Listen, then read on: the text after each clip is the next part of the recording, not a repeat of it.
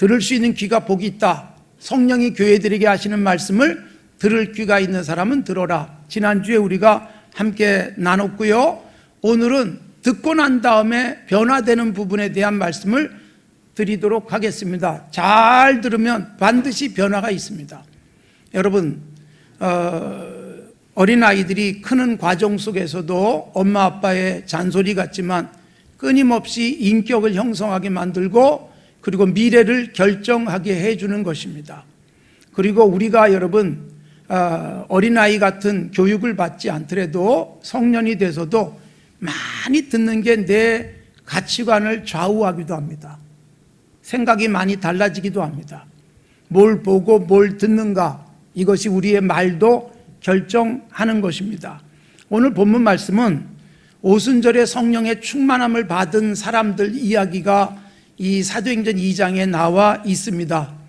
유대인들의 세 가지 절기가 있어요. 유월절과 오순절 그리고 수장절이 있습니다. 유월절은 이스라엘이 출애굽한 것을 기념하는 날이고 예수님이 그날 십자가에 죽으심으로 유월절 어린 양의 실체로서 우리를 죄와 사망에서 이스라엘을 애굽에서 건져내듯 구원해 주셨습니다.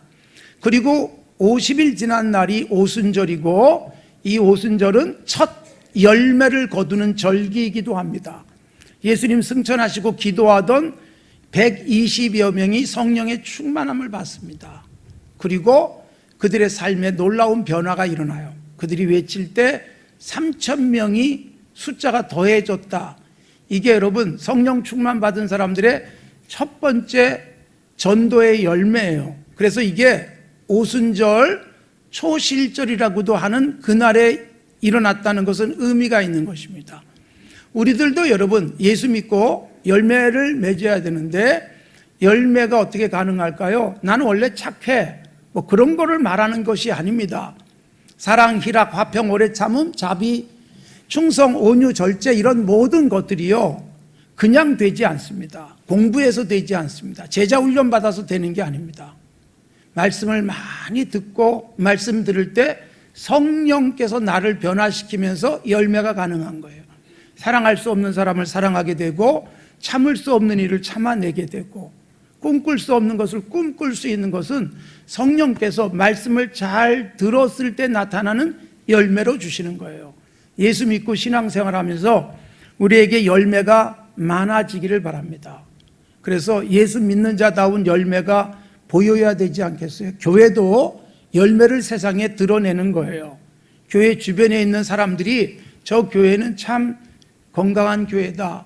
저 교회가 하는 일들이 참 좋구나. 이런 생각을 하도록 만드는 것이 열매입니다.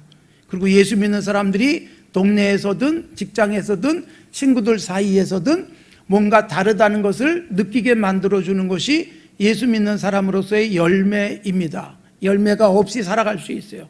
교회를 수십 년 다녔는데 예수 믿는 사람인지 아닌지 구별이 잘 안 될 수 있어요. 교회 안에서도 갈등하고 예수 믿고 살지만 교회 안에 여전히 보기 싫은 사람이 있고 말하기도 싫은 사람이 있고, 이게 여러분 얼마나 불행하게 교회 생활하는 걸까요? 그리고 일상 속에서도 이렇게 저렇게 하나님께서 내게 주신 것들을 받아들이지 못하며 살아갈 수도 있고, 예수 믿는 자다운 증거로서의 열매를 맺지 못하면서 살아가면 여러분 그리스도인이 그리스도인답지 못한 모습이에요. 겨우 구원은 얻을 수 있을지 모르지만 열매 없는 모습은 하나님 앞에서 부끄러운 모습이고 내 삶도 행복하게 만들 수 없습니다. 자, 열매는 성령께서 역사하시는데 성령이 어떻게 역사하시는가? 말씀을 들을 때 많이 역사해 주십니다. 그래서 여러분 말씀을 들을 때 성령께서 내게 역사하도록 우리는 기도해야 되는 거예요. 성경이 기록이 됐습니다. 기록될 때 성령께서 기록하는 사람들에게 힘을 주셨고 바르게 기록하도록 하셨고, 그 다음에 이 성경이 해석되고 전파될 때 성령께서 전하는 사람들 속에서 일하심으로 누군가가 감동받고 변화되게 했던 것입니다. 심지어 우리 땅에 와서 정말 복음도 전하지 못한 채 성경책만 던져주고 그리고 대동강변에서 죽은 토마스 선교사가 있습니다. 1866년입니다. 근데 여러분 그가 성경책 하나 던져주고 죽었는데 그걸 읽은 박충건이라는 사람은 예수님을 믿게 됐어요. 읽기만 해도 아무런 설명해 주지 않아도 인생이 바뀌는 거예요. 여러분, 하나님의 말씀에 힘이 있어요. 그 말씀을 우리들이 읽으면서 들으면서 직접 경험하시고 힘을 보여주는 건강한 그리스도인이 됐으면 좋겠습니다. 자, 오늘 읽은 말씀에 보면 베드로가 설교를 하는 내용인데, 이게 2장에서 성령 충만 받은 다음에 베드로가 대표로 나서서 메시지를 외쳤습니다. 예수 그리스도를 외치고 예수 그리스도 앞에서 너희가 죄인이다라고 외쳤더니 이 말을 들은 사람들이 찔렸다. 37절 그렇게 되어 있어요. 마음에 찔려 베드로와 다른 사도들에게 묻기를, 형제들아 우리가 어찌할까? 여러분, 이건 뭐예요? 너무너무 부끄럽다. 내가 죄책감이 생기는데 이거 어떻게 해결할 수 있지? 그러자 또 베드로 사도가 말하는 거예요. 회개하고 세례받고 그리고 너희들의 삶이 달라지길 바란다. 그러자 그 말대로 계속합니다. 자, 보십시오. 하나님의 말씀이 갖고 있는 가장 중요한 기능 중에 하나가 찌르는 것입니다. 그래서 말씀을 들을 때 찔려야 됩니다. 히브리서 4장에서 그런 말씀을 주고 계십니다. 말씀의 효과가 어떤 것이냐, 말씀의 기능이 어떤 것이냐. 하나님의 말씀은 살아있다. 그리고 활력이 넘치는 말씀이다. 그리고 그 말씀이 하는 가장 중요한 역할이 좌우의 날선 검같이 예리하다. 수술용 칼처럼 우리의 속을 찌르고 쪼개고 자르고 고쳐준다. 그렇게 돼 있어요. 바울 사도가 디모데후서 3장에서도 하나님의 말씀, 성경의 효과가 무엇이냐? 우리를 바르게 만들어준다. 그러려니까 우리 안에 있는 잘못된 것들을 끄집어내게 만드는 효과가 있다는 것입니다. 여러분, 책을 잘 읽어도 인격이 성숙합니다. 그런데 성령에 의해서 기록이 된 하나님의 말씀을 읽으면 가장 중요한 게 일반적으로 찔리는 거예요. 성경을 읽으면서 찔린다는 것은 굉장히 중요한 거예요. 여러분, 요시야 왕이라고 유대의 왕이 있었습니다. 왕들이 하나님이 세우셨지만 하나님이 섬기지 않는 왕들이 많았어요. 요시야가 왕이 된 다음에 정말 성전이 완전히 먼지가 쌓여있고 들여다보지도 않았어요. 너무 속상해가지고 그래서 성전을 청소를 합니다. 근데 성전을 청소하던 중에 율법책이 발견됐습니다. 그러니까 당시에는 여러분 모든 사람이 성경책을 들고 있는 게 아니잖아요. 성전에 보관되어 있고 그리고 몇 권이 사람이 손으로 카피해가지고 그래서 돌려보는 그런 율법책이 성전 안에서 발견됐는데 먼지가 뽀얗게 씌워져 있는 거예요. 그러니 여러분, 이스라엘이 복받을 수 없었던 거예요. 요시야가 회개를 하는 거예요. 그리고 성경을 읽는 거예요. 근데 성경을 읽으면서 가슴을 치고 옷을 찢고 회개합니다. 여러분, 성경에 보면 중요한 부흥의 운동들이 나오는데 누군가가 대단한 설교를 해서가 아니에요. 그냥 율법책을 펴니까 사람들이 벌떡 일어나고 읽으니까 은혜 받고 읽으니까 회개하면서 놀라운 부흥의 역사가 일어났던 것을 성경에서 볼 수가 있습니다. 성경은 여러분 읽기만 해도 찔릴 수 있습니다. 여러분, 잘 찔린다는 것은 영적으로 예민한 사람의 모습이고 살아있는 사람의 모습입니다. 살아있을 때 찔려요. 살아있지 않으면 아무리 찔러도 아픈 줄을 모릅니다. 그렇기 때문에 하나님의 말씀에 많이 찔린다면 은혜 받았다고 생각하시고 기뻐하셔야 돼요. 사실은 여러분, 교회 와서 예배를 드릴 때 하나님 말씀을 듣지만 말씀을 들을 때 많이 찔리는 것이 은혜고 복이에요. 그런데 현대의 설교의 가장 안타까운 부분 중에 하나는 뭐냐 하면 찌르는 설교를 별로 달가워하지 않습니다.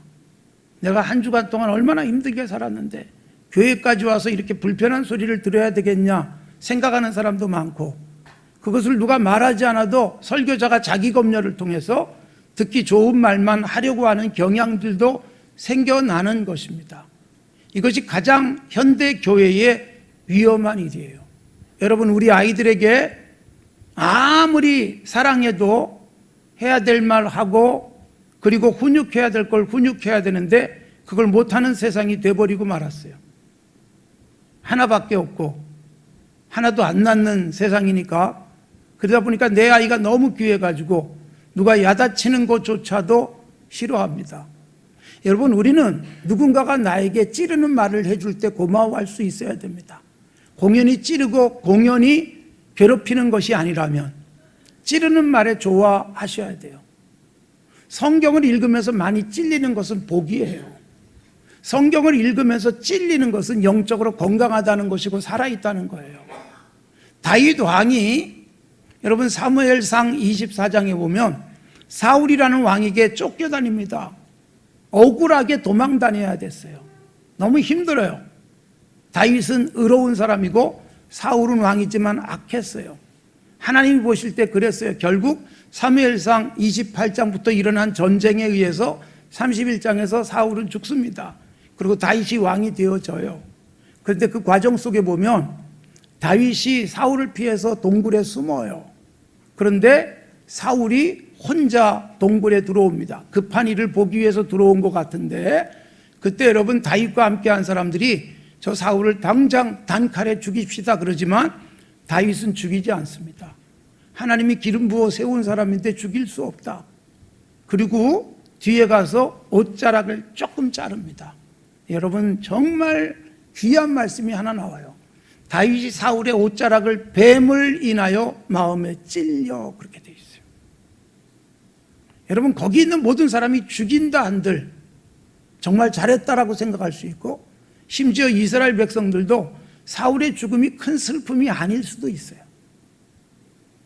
그런데 다윗은 옷자락 자르면서 마음에 찔려요. 이건 여러분 다윗이 건강할 때의 모습이에요. 나중에 평안하게 되고 왕이 되고 굉장한 부귀영화를 누릴 때 사무엘하 11장에서 보면 큰 죄를 다윗이 짓습니다. 그 죄가 뭐예요? 자기의 충성스러운 신하의 아내와 죄를 짓습니다. 은폐하기 위해서 그리고 그 충성스러운 지금 전쟁터에 나가 있는 장군을 불러들이고 죄를 은폐할 수 없으니까 죽여버립니다. 여러분 이쯤 되면 엄청난 죄를 지은 사람이잖아요. 이만한 죄를 지은 사람이 어디 있겠어요? 그런데 여러분 이것을 죄로 여기지 않는 다윗, 영적으로 무뎌지고 둔감해지니까 사무엘하 11장에서는 조금도 죄로 생각하지 않습니다. 오히려 우리아가 죽고 나니까 기뻐하면서 그 여자를 자기 아내로 데리고 와요. 선지자가 하나님의 말씀을 들고 찾아옵니다. 직접 대놓고 말하기가 불편하니까 돌려서 이야기를 합니다. 비유를 들어서 이야기를 하는데 자기 이야기인 줄 모르는 거예요. 사무엘 선지자가 당신이 그 사람이라고, 나단 선지자가 당신이 그 사람이라고. 그런데 여러분 다행스럽게 그쯤 되니까 다윗이 찔려서 무릎 꿇고 회개합니다. 그나마 다행스럽죠. 그래서 역사 속에서 최고의 왕으로 남는 거예요. 다윗을 통해서 보여주는 건 뭐냐 하면 하나님의 말씀이 자기를 찌르는 거예요. 조금이라도 잘못하면 찔리고, 그런데 여러분 영적으로 둔감해지니까 찔리지가 않는 상태에 들어갈 수 있어요. 사무엘하 11장에 보면 군인들이 전쟁터에 나갔는데 다윗이 저녁에 일어나요. 잠자리에서 낮에 푹 자다가 일어나는 모습. 그러니까 영적으로 얼마나 황폐해졌는지를 보여주는 거예요. 우리가 여러분 말씀을 들을 때, 읽을 때, 묵상할 때 찔린다면 살아있는 거예요. 그래서 우리가 찔리는 것을 기뻐하셔야 됩니다. 찔리네? 그러면 나를 바꿔야지, 그래야 되지 않겠어요? 찔려도 안 바뀌는 사람이 있습니다. 자, 요한복음 8장에 보면 예수님께서 한 중요한 사건 하나를 우리에게 만들어 주십니다. 예수님을 찾아온 많은 사람들이 있었어요. 이들은 어떤 사람이냐? 여러분, 예수님을 궁지에 몰기 위해서 예수님에게 아주 난감한 질문을 하나 던지는 거예요. 한 여자를 데리고 왔어요. 가늠하다가 현장에서 잡혔어요. 예수님에게 끌고 와가지고 묻습니다. 율법에 의하면 이런 사람은 돌로 쳐서 죽이라 그랬는데 선생님은 어떻게 했으면 좋겠습니까? 여러분, 그냥 죽이라 그랬으면 죽이면 되지. 예수님에게 왜 데리고 옵니까? 아주 불쌍한 의도를 가지고 온 거예요. 예수님이 답답하셨어요. 그래서 요한복음 8장 7절부터 9절까지에 보면 이렇게 말씀합니다. 너희 중에 죄 없는 자가 돌을 들어 쳐라. 여러분, 그러자 양심의 가책을 느꼈어요. 그 사람들이. 양심의 가책을 느낀 것은 정말 말씀의 효과예요. 말씀에 분명히 은혜를 받은 거예요. 그러면 무릎 꿇고 우리가 사실은 나쁜 생각 가지고 왔는데 주님이 그 말씀하시니까 내가 회개합니다. 그랬으면 좋겠죠. 근데 그냥 뿔뿔이 다 흩어져 버려요. 양심의 가책을 느껴 어른부터 시작해서 아이까지 다 가버리더라. 아무도 안 남아요. 여러분, 말씀을 듣고 피해버릴 수 있어요. 심리적인 치료를 할 때 이렇게 상담을 하기도 합니다. 그런데 상담하다 보면 내담자가 회피하는 경우가 있어요. 말하고 싶지 않으면 회피라고 말합니다. 그러니까 여러분, 마음에 찔리면 바로 나를 바로잡아야 되는데 회피해버리는 거예요. 우리가 여러분 말씀을 들으면서 회피하는 경향들이 생길 수 있어요. 불편한 얘기는 듣지 말자, 못 들은 척하자. 그러면 여러분 죄가 안 됩니까? 여러분, 우리들이 세상 살아가면서 죄를 지었을 때 몰라서 그랬어요 라고 말할 수 있어요. 교통법규를 위반했는데 몰랐어요 그런다고 해서 죄가 안 되는 것이 절대로 아닙니다. 모르는 것 자체가 죄예요. 하나님의 말씀 몰랐다고요? 그게 죄예요. 그래서 회피한다고 해서 죄책에서 벗어나지 않습니다. 도망가 버린 사람들. 그래서 잠언에서도 그렇고 시편에서도 그렇고 성경 곳곳에서 그런 말씀을 해요. 누군가를 책망할 때 거만한 사람, 미련한 사람은 책망하면 나하고 원수가 된다. 지혜로운 사람에게 책망을 하라. 지혜로운 사람은 책망을 해주면 고마워하는 거예요. 하나님의 말씀이 책망의 기능을 갖고 있단 말이에요. 말씀 앞에서 찔리고 찔리니까 반성하고 회개하는 것, 이게 정말 복된 모습이라는 것입니다. 우리가 여러분 어떤 모습으로 살아가고 있는지 점검해 보십시오. 여러분, 우리나라에 1907년에 평양 대부흥운동, 우리 교회가 1906년에 장대현 교회에서 분립이 됐습니다. 그리고 그 다음에 1907년에 장대현 교회에서 평양 대부흥운동이 있었습니다. 1월달 그 추운 날씨에 사람들이 몰려 들어왔어요. 그런데 이 부흥회가 실패할 뻔했어요. 별로 감동도 못 받고. 그런데 부흥회 불길이 일게 된 이유가 뭐냐 하면 길선주 장로님이 앞장서서 공개적으로 고백을 해요. 말씀을 듣고 내가 죄인이다, 이 고백을 하는 거예요. 그러면서 부흥의 불길이 그 장대현 교회를 꽉 메웠습니다. 세계 기독교 역사 속에서 찾아볼 수 없는 대부흥의 한 획을 걷던 것입니다. 말씀을 듣고 찔리지 않으면 내 삶에도 부흥은 일어나지 않습니다. 말씀을 듣고 내가 바로 서지 않으면 세상은 바뀌지 않습니다. 하나님의 말씀의 가장 중요한 기능, 그래서 건강한 사람의 듣기란 뭐냐 하면 찌르는 말씀을 기쁘게 받아들이는 것입니다. 그리고 나를 바로잡으면서 건강한 그리스도인의 삶을 살아가는 것입니다. 언더우드 선교사가 1885년 4월 5일에 아펜젤러 선교사와 함께 제물포항에 도착을 했고, 그리고 여러분 사역을 하다가 1891년 9월 달에 안식년을 맞아서 미국으로 돌아갑니다. 그리고 맥코믹 신학교에서 조선 선교 보고를 했습니다. 언더우드 선교사, 우리나라에 공식적으로 들어온 최초의 선교사, 미국 선교사, 그가 간증을 하는데 그 자리에 신학생 하나가 앉아 있었습니다. 바로 테이트라는 학생이었습니다. 강의가 끝난 다음에 언더우드 선교사에게 내가 조선 선교사 되고 싶습니다 다짐을 하고 자기가 받은 은혜를 나눴습니다. 그래서 한국의 조선 땅에 선교사로 가려고 여기저기 찾아다녔는데 돈의 문제 때문에 어디서도 지원을 해주지 않았습니다. 포기하지 않고 기도하던 중에 레이놀즈 존슨 등이 합류해가지고 언더우드 선교사의 형이 500불을 지원하면서 조선 땅에 선교사로 들어옵니다. 그리고 그 테이트 선교사가 호남 쪽 선교를 해요. 지금도 호남 쪽에 가면 장로교가 오래된 교회가 많습니다. 100년 넘은 교회가 장로교 선교 지역이었기 때문에 그렇습니다. 장로교 병원인 예수병원도 전주에 있죠. 테이트 선교사가 호남 쪽 선교를 하다가 바로 김제에 들렸습니다. 근데 여러분 얼마나 힘듭니까? 서양 사람이, 말도 잘 안 통하는 사람이 말을 타고 다니면서 전도를 하는데 안 받아들여요. 그런데 김제에서 조독삼이라고 하는 금광업을 해서 굉장한 부자가 된 그 사람이 이 선교사가 지나가는 걸 보고 불러요. 재밌는 현상은 찾아가서 전해도 안 듣는데, 전하려고 안 했는데 불러서 이 테이트 선교사가 갔더니 복음을 나한테도 얘기를 좀 해달라 그래서 했더니 받아들였어요. 그때 조독삼과 함께 말씀을 받았던 사람이 바로 그 집의 머슴 이자익이었습니다.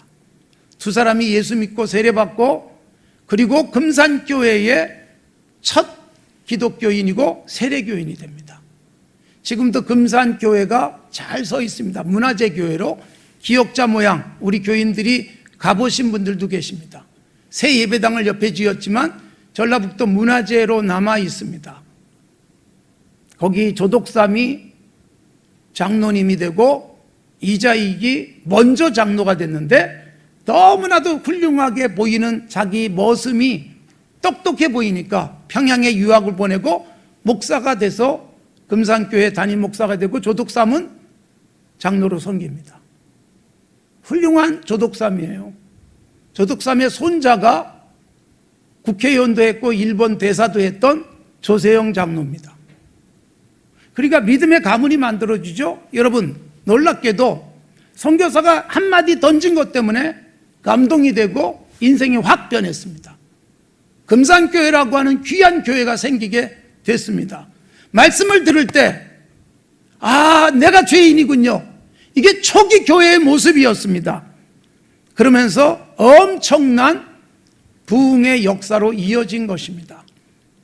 사랑하는 성도 여러분, 말씀을 전할 때마다 찔릴 때마다 변화되는 역사가 있었으면 좋겠어요.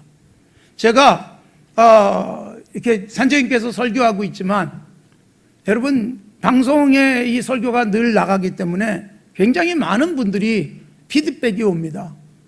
그리고 아시다시피 그분들이 헌금도 하고, 그리고 라오스 우물도 상당히 많은 부분을 그분들이 헌금해 주셨어요. 그러니까 여러분 이렇게 같이 앉아서 예배를 드리지 않아도 요즘 온라인으로 예배 드리는 사람들이 많다 보니까 우리 절반밖에 안 나오고 있잖아요. 절반은 다 온라인으로 예배 드리고 있는데, 그런데 여러분 방송으로 예배 드리는 다른 지역에 사시는, 제주도로부터 시작해서 다른 지역에 사시는 분들이 말씀을 듣고 행동해요. 나도 해야지. 이게 여러분 얼마나 건강한 그리스도인의 모습입니까? 우리가 그런 신앙의 자리로 나가야 내가 변하고, 내가 변함으로 가정에 하나님 나라가 이루어지고, 내가 변하고 교회가 건강해짐으로 세상이 바뀌는 것입니다. 우리들에게 듣기, 여러분 정말 중요합니다. 잘 들으십시오. 듣고 감동이 올 때마다 변하십시오. 행동하십시오. 그러면 내 가정이, 우리 자녀들이, 그리고 이 땅이 새로워질 줄로 믿습니다. 듣기 두 번째 시간, 말씀을 잘 들으면 반드시 변합니다. 사랑하는 성도 여러분, 우리의 변화를 드러내는 건강한 그리스도인으로 살아갈 수 있기를 바랍니다.